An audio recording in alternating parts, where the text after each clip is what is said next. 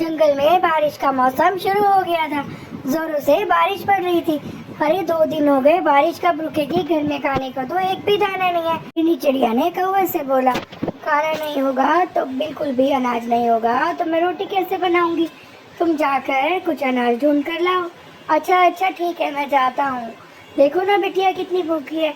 हाँ वो तो सब ठीक है, लेकिन मैं ही क्या करूँ, बारिश तो रुक ही नहीं रही। और राजू कौवा बाहर जंगल में चला गया। चिड़िया और उसकी बेटी दोनों घर में अकेली थी।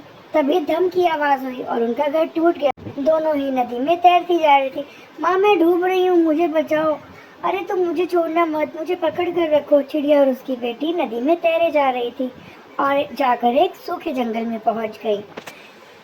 सूखे जंगल में जाकर उन्हें राजू कौवा पे मिल गया। अरे तुम लोग यहाँ कैसे? देखो ना, आपके जाते ही इतनी तेज से हमारा घर धम की आवाज से टूट गया और हम नीचे पानी में गिर गए। डूबते डूबते यहाँ तक पहुँच गए। आप यहाँ कैसे? मैं भी डूबते डूबते पानी में तैरते तैरते बचकर आया हूँ और आज तो मुझे मिला नहीं। तभी वहाँ पेड़ से आवाज आई, सुनो तुम लोग मेरे पास आओ, मेरे पेड़ पर आओ।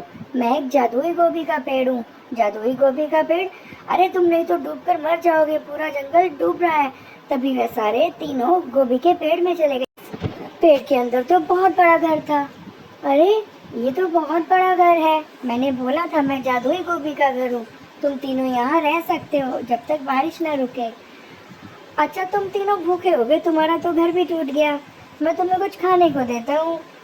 हाँ मम्मा मुझे भूख लगी है। मैं भी तो खाना ढूंढने ही घर से निकला था कि तभी तेज बारिश शुरू हो गई और हमारा घर टूट गया। ये लो गोभी के पराठे। अरे वाह, गोभी के पराठे, ये तो मुझे बहुत पसंद है। हाँ हाँ पेट भर के खाओ। तीनों ने पेट भर के गोभी के पराठे खाए। गोभी के पराठे तो बहुत स्वादिष्ट थे। अब गोभी ने उन्हें और ढेर सारे पराठे दे दिए। अरे इतने सारे पराठों का हम क्या करेंगे? तुम दूसरे जंगल में जाओ, उस जंगल में सारे पंछी भूखे हैं और वह बहुत अमीर जंगल है। वहाँ पर जाकर ये मेरे गोभी के पराठे बेचो। चिड़िया और कौवा ने जाकर दूसरे जंगल में गोभी के पराठे बेचना शुरू कर दिया। वह तो वो बहुत बड़ा जंगल था। सभी अमीर पंछी आने लगे। अरे 2 पराठे मुझे भी दे दो चिड़िया बहन। हाँ हाँ लो ना, अभी देती हूँ।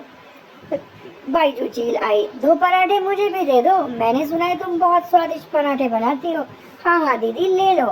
तभी वहाँ पिंकी कौवी आई, मुझे भी 2 पराठे लगा दो। ऐसे ही चिड़िया का काम बहुत अच्छा चल गया। दिन भर वह पराठे बेच, रात में वह आकर अपने गोभी के घर में रहने लग जाते। गोभी का पराठा उन्हें रात में भी बहुत सारे स्वादिष्ट स्वादिष्ट खाना। अच्छा प्यारी चिड़िया राजू कौवा, कैसा चल रहा है तुम्हारा गोभी के पराठों का बिजनेस? अरे गोभी रानी, हमारा बिजनेस तो बहुत बढ़िया चल रहा है। ये सब तो तुम्हारा ही कमाल है। अगर तुम ना होते तो हम तो भूखे ही मर जाते। गोभी के पराठे से वे बातें करने लगे और तीनों खुशी खुशी गोभी के साथ रहने लगे। अब तो उनकी बिटिया की भी गोभी दोस्त बन गई थी। गोभी तुम बहुत प्यारी हो, तुमने हमारी बहुत मदद की। अब तो हमारी जिंदगी ही बदल दी तुमने गोभी रानी। तो मैं अच्छे पंछियों की मदद करती हूँ। तुम एक शरीफ और प्यारे पक्षी हो। तुम कभी किसी को तंग नहीं करते। और सुनो, तुम गरीबों को भी गोभी के पराठे दिया करो। और वे ऐसा ही करने लगे और खुशी खुशी गोभी के साथ रहने लगे। चिड़िया और कौवा गरीब पंछियों से पैसे भी नहीं लिया करते थे। तुम्हें पता है, आज हमारे पास 2 पंछी आए जिनके पास पैसे नहीं थे। हमने उन्हें खाना दे दिया। हाँ हाँ तुम गरीब पंछियों से पैसे मत लिया करो, उन्हें खाना खिलाया करो।